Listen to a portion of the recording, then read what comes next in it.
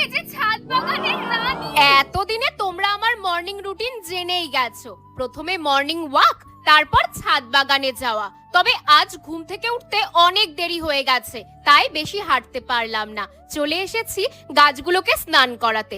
আমরা যদি রোজ স্নান করি তাহলে ওরা কেন করবে না বলো তো?